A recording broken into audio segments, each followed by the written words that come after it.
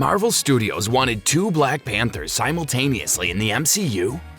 Before the production of Black Panther: Wakanda Forever, Marvel Studios had intended to introduce many Black Panthers into the Marvel Cinematic Universe, or MCU, simultaneously. After Chadwick Boseman's loss, the sequel to Black Panther acted as an emotional tribute to both him and his portrayal of T'Challa. This led to Letitia Wright's character, Shuri, taking up the superhero mantle to commemorate her late brother. The topic of who would take on the mantle fueled conversations amongst fans in the time leading up to the release of the sequel, especially given that there were a few viable possibilities on the table at the time. As a result of Boseman's passing, Marvel Studios faced some challenging decisions about his character and the Black Panther title. Bring it down. The studio was forced to alter most of the narrative to center around Shuri, Ramonda, Okoye, and M'Baku as the starring foursome in the film. However, before implementing those alterations, Marvel was not planning to restrict the number of main heroes included in the sequel to just one. Hello everyone, and welcome to another video on our channel. In today's video, we're going to discuss Marvel Studios wanted two Black Panthers simultaneously in the MCU, so stay tuned to find out. Now let's start our video.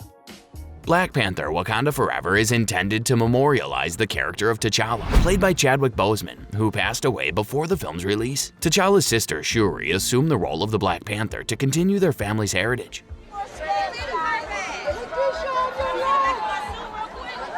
Nevertheless, Letitia Wright, who plays Shuri, stated that Marvel Studios had originally intended for two Black Panthers to run continuously, rather than one following the other. In an interview for the Empire podcast, director Edgar Wright revealed that Marvel's initial concept for the sequel involved T'Challa and Shuri assuming the roles of Black Panther to protect their homeland of Wakanda. This was meant to play on the close relationship between the two siblings. When the British Guyanese actor was asked how Shuri felt about putting on the Black Panther outfit for the first time, she said she was ready for the task. It was sour and sweet simultaneously, Wright recalled.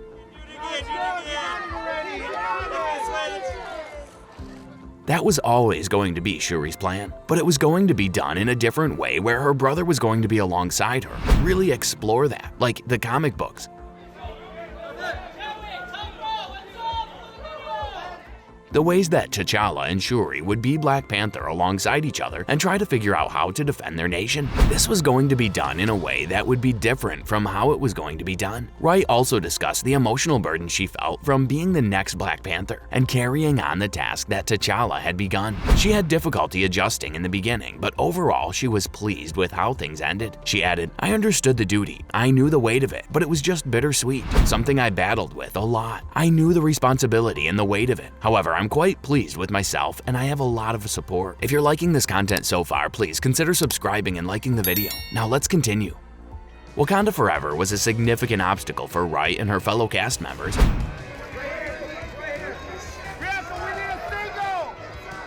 who were dealing with their grief following Boseman's untimely death from colon cancer in August of 2020. According to reports, the primary focus of the first draft of the script for the Black Panther sequel was on T'Challa's feelings of loss in the wake of the events of Avengers Endgame. Following a tragic event in real life, director Ryan Coogler and his crew revised the screenplay to emphasize how Shuri and her family dealt with the news of T'Challa's passing. Letitia, one time right up front. Next turn, please. Next smile.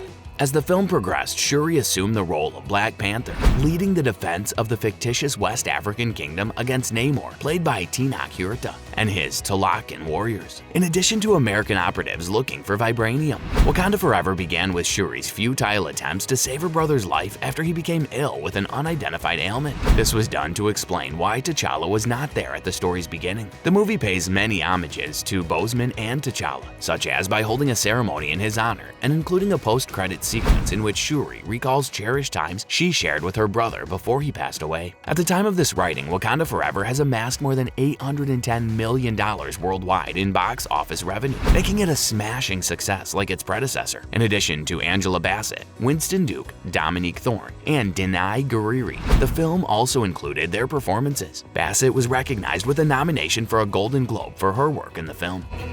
Well, that's all for today's video. Tell us in the comments section how this video was. I hope that you found this one interesting. If you want to see more videos like this, please consider subscribing for more. And don't forget to provide us with your valuable feedback. We'll see you in the following video with some more notable celebrities, facts, and stories. And until then, stay tuned.